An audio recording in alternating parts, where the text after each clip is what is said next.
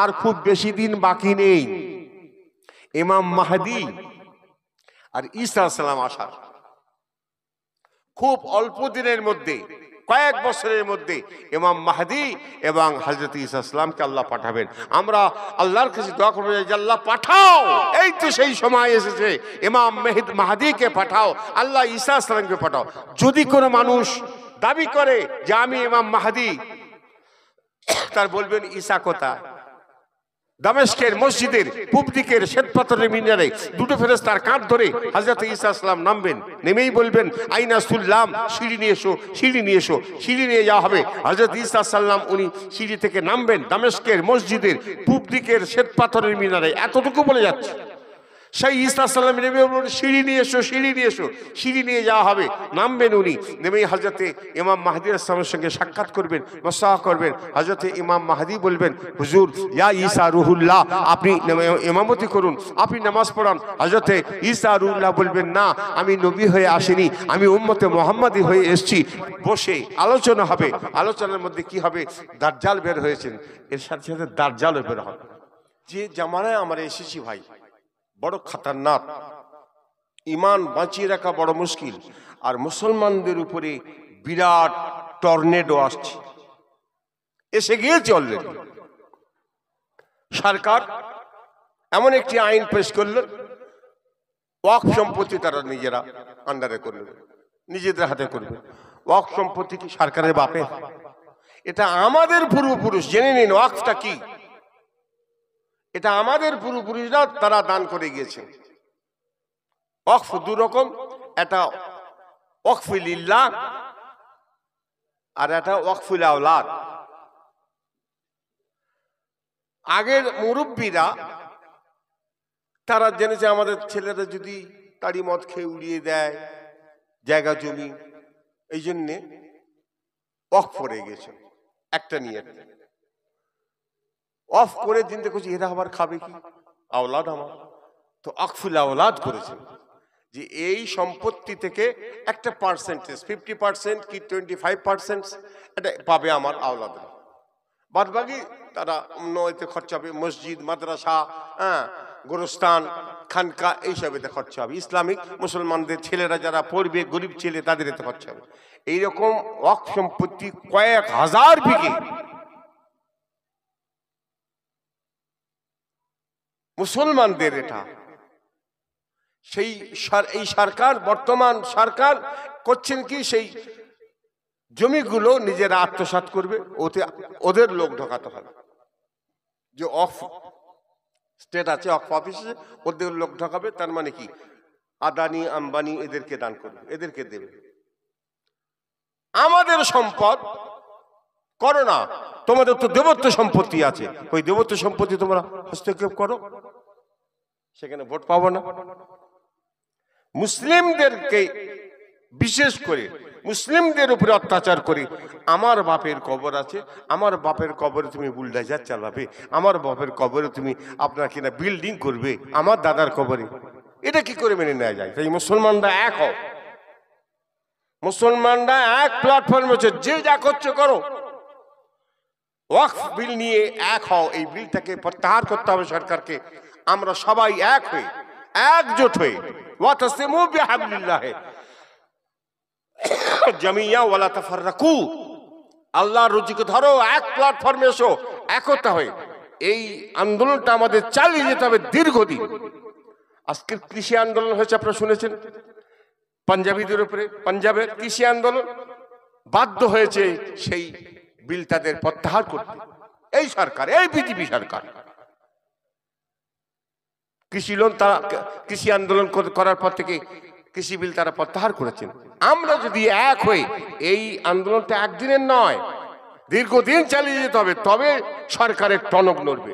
আজকের মেকি বলছে আমরা মুসলমানদের ভালোর জন্য বলছি, মুসলমানদের ভালোর জন্য বলছি, মুসলমানদের ক্ষতি করার জন্য তুমি এটা করছো। মুসলমান তোমরা যদি সজাগ না হও, আগামী দিন তোমাদের জন্য বিরাট ক্ষতি আসছে। এক হও, একতাবদ্ধ হও, নিজেদের মধ্যে ভ্রাতৃত্ব ভাব আনো।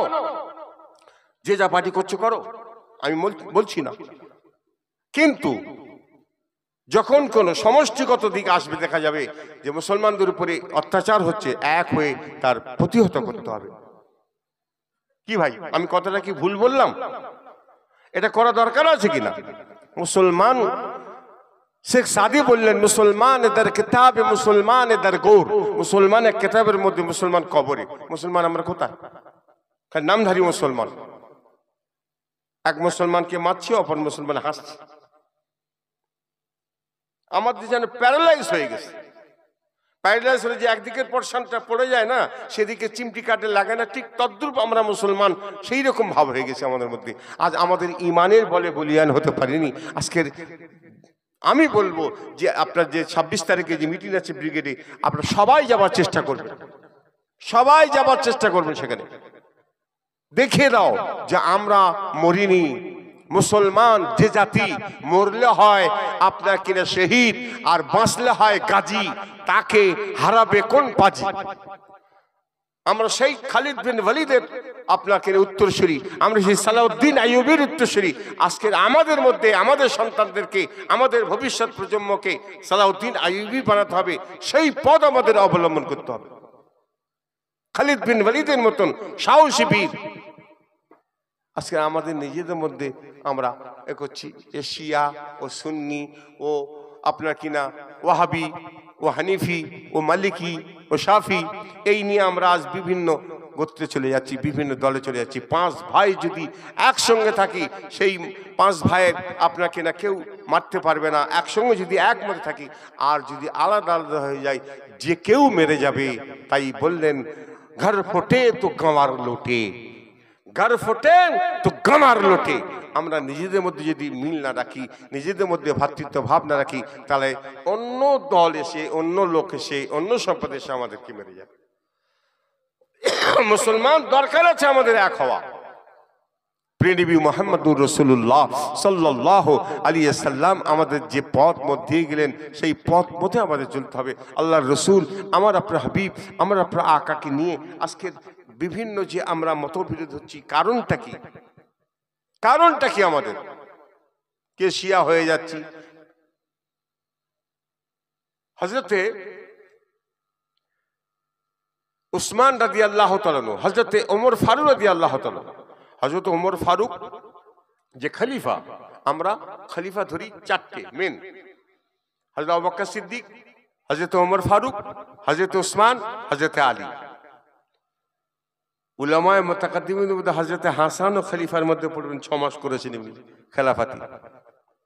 তারপর তো আপনার কিনা আমিরে মাবিয়াকে দিয়ে দিলেন। হযরতে আবু বকর সিদ্দিক খালি শহীদ হননি, নরমাল ভাবে মারা গেছেন, দুনিয়া থেকে বিদায় নিয়েছেন। হযরত ওমর ফারুক শহীদ হয়েছেন, হযরত ওসমান রাদিয়াল্লাহু তাআলা শহীদ হয়েছেন, হযরতে আলী রাদিয়াল্লাহু তাআলা শহীদ হয়েছেন। হযরতে আলী রাদিয়াল্লাহু তাআলা শহীদ হলো, সেই তারপর থেকেই আমাদের বিরোধ বেশি দেখা দিল খারিজি। যারা হযরতে ওসমানকে, ওমর রাদিয়াল্লাহু তাআলাকে খতম শেষ করেছেন, শহীদ করেছেন, তারা খারিজি। তারা খারিজি, ইসলাম থেকে বেরিয়ে গেছেন, মুনাফিক। মুনাফিক আল্লাহ রাসূলের জামানা ছিল,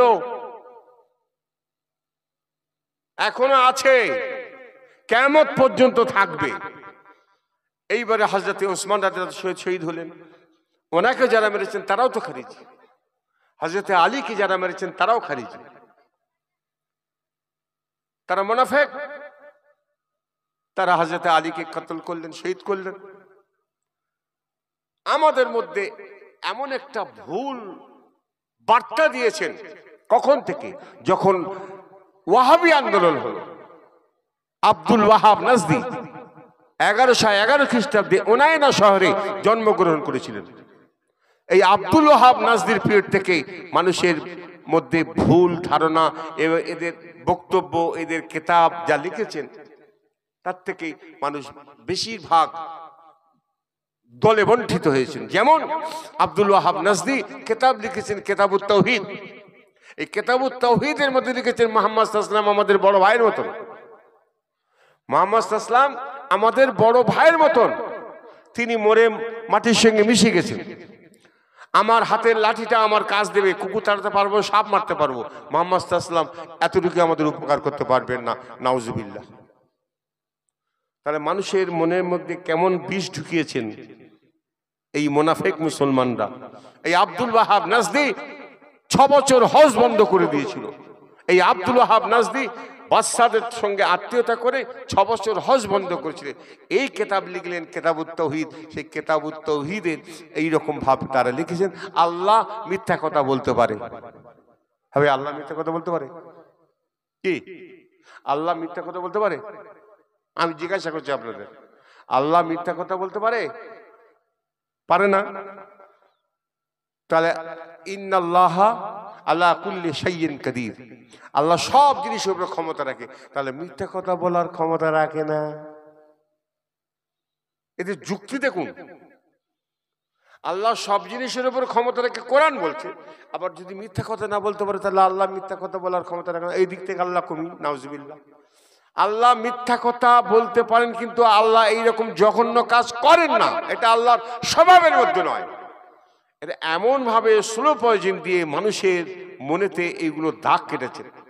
এই আব্দুল ওয়াহাব নাজদির পিরিয়ড থেকে, এখান থেকে এরা খারিজি এসছে, এখান থেকে শিয়া আসছে।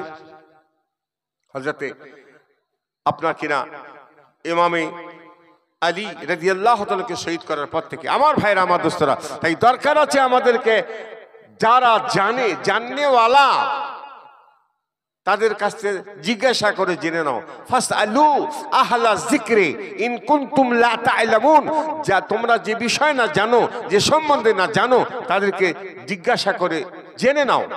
আমরা তাও জানবো না।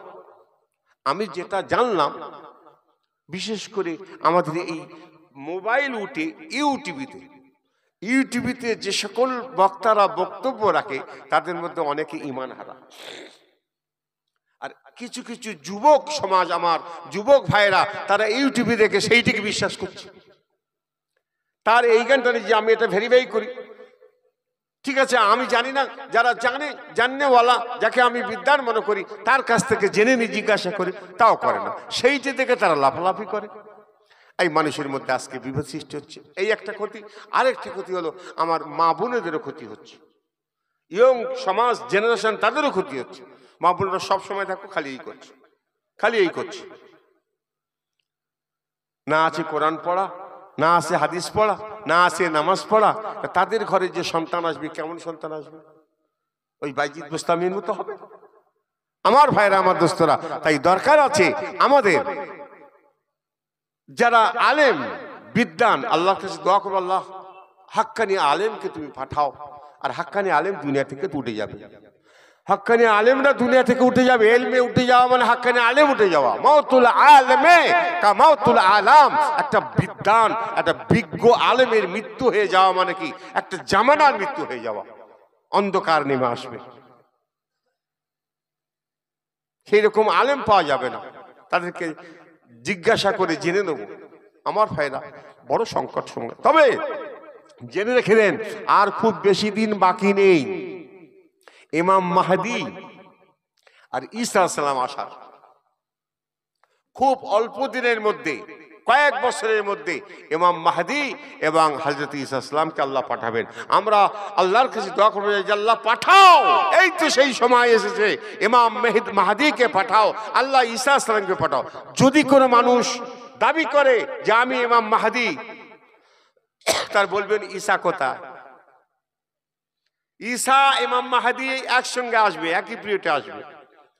যদি কেউ একা দাবি করে আমি ইমাম মাহদী, তাহলে ভুল হবে। তার সঙ্গে তার প্রমাণ দিতে হবে ঈসা সালাম এসছেন।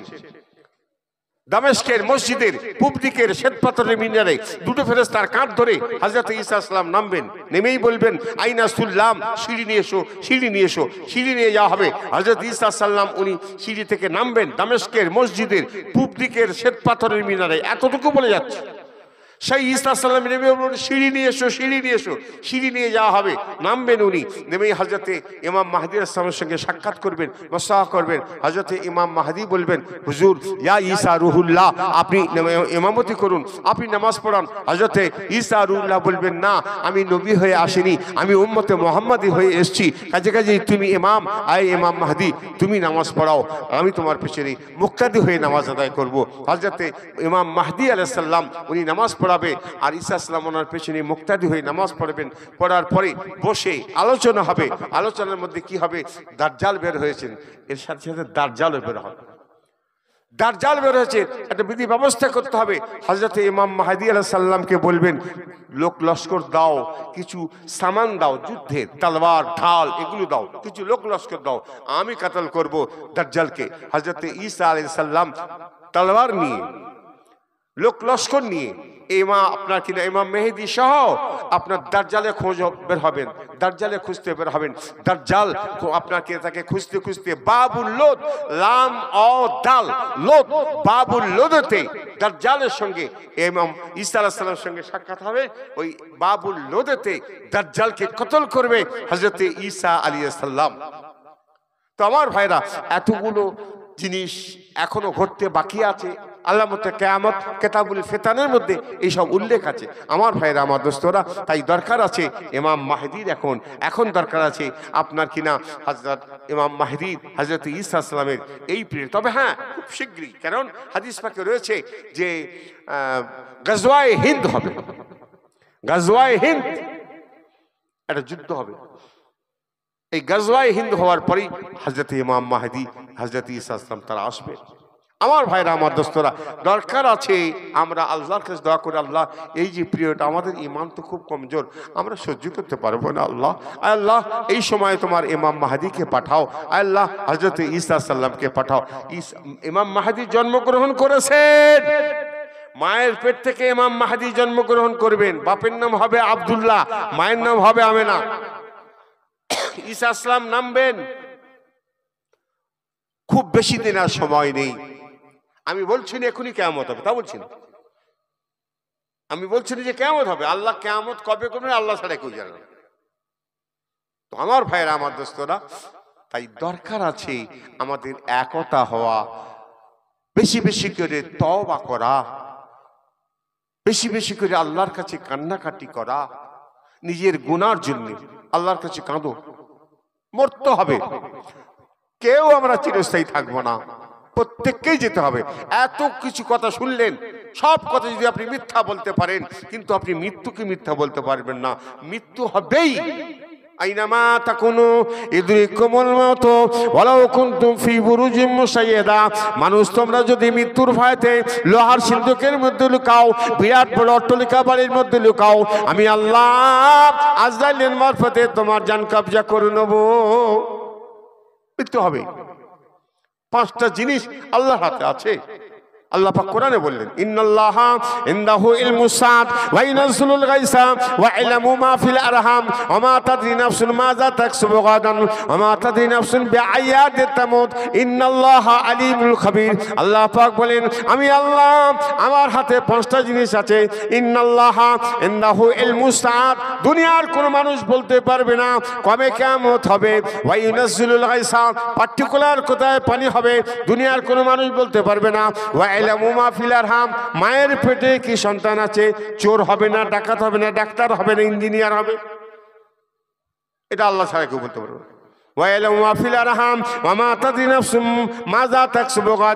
আগামীকাল আপনি কোথায় যাবেন?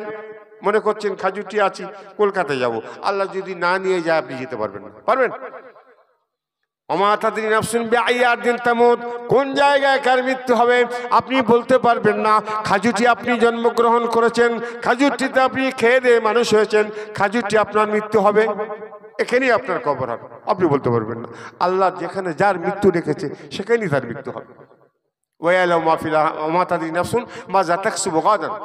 আগামীকাল কবজায় যাবেন, কোন জায়গায় কার মৃত্যু হবে হযরতে একটা ওয়াকিয়া মনে পড়ে, হযরত সুলাইমান আলাইহিস সালামের জামানায় আপনার কিনা উনি এরকম লোকজন নিয়ে বসে আছেন, ওয়াজ করছেন। তো এমন সময় আজরাইল আলাইহিস সালাম এসে একটা লোকের দিকে খুব বড় বড় চোখ বার করে রাগান্বিত হয়ে তাকাচ্ছে। কেন? আজরাইল সাল্লামকে আল্লাহ বলেছেন অমুক লোককে, এই তার নাম, বুমাস দিয়ে বিজান কবজা করবে। আজরাইল সাল্লাম বুমাস দিয়ে খুঁজে পাচ্ছেন না, খুঁজতে খুঁজতে দেখো সুলাইমান আলাইহিস সালামের দরবারে বসে আছে। ওই বেয়াদব কোথাকার, 200 মাইল দূর তুই যাবি কি করে? আর এই টাইমে তো আমার জান কবজা করতে হবে, আল্লাহর হুকুমে তো আমি এদিক ওদিক করতে পারবো না। এই জন্য খুব বড় বড় করে চোখ বের করছে। উনি চলে গেল, যা, লোকটা তো এখানে বসে আছে আর বুমাস দিবে কবজা করতে হবে, আমি বুমাস দিবে বসে থাকি, যদি সময় মতো না আসে। আল্লাহ সে তো সুলাইমান আলাইহিস সালামের দরবারে বসে আছে।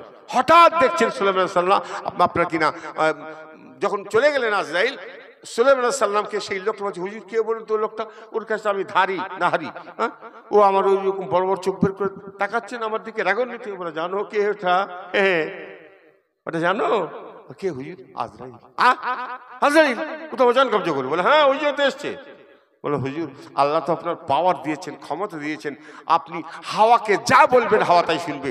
আপনি হাওয়াকে বলে দেন এখান থেকে আমাকে বুমাস দিবি উড়িয়ে নিয়ে যাক, শূন্য উড়িয়ে নিয়ে যাক। এই হাওয়া এই লোকটাকে বুমাস দিয়ে উড়িয়ে নিয়ে যেত, তো শূন্য হাওয়া ওই লোকটাকে উড়িয়ে নিয়ে বুমাস দ্বীপে নামাচ্ছেন। সেখানে আজরাইল দাঁড়িয়ে আছেন, ধরেই যান কবজা করলেন। ও ভাই আজরাইল খবর কি গো? বলে, সুলাইমান আলাইহিস সালাম কি বলবো, লোকটাকে বুমাস দ্বীপে যান কবজা করার কথা বলেছে, আর আপনার দরবারে দেখে তো আমি রাগ করছিলাম। হঠাৎ দিকে লোকটা উড়ে উড়ে আসছে, একটা মানুষ শূন্য উড়ে উড়ে আসছে, আমি ধরে যান কবজা করে নিচ্ছি। তো বলার উদ্দেশ্য, ওয়াইলাউ মা ফিল আরহাম ওমা তাদরি নাফসুন মাজা তাকসিবু গাদান, কোথায় কার মৃত্যু হবে আল্লাহ ছাড়া কেউ মানে জানে না। যার যেখানে মৃত্যু আছে নৌকা ভাড়া করে, গাড়ি ভাড়া করে সেখানে যাবে। তো আমার ভাইয়েরা, মৃত্যু হবেই, মৃত্যু অনিবার্য, মৃত্যুর হাত থেকে আমরা কেউ রেহাই পাবো না।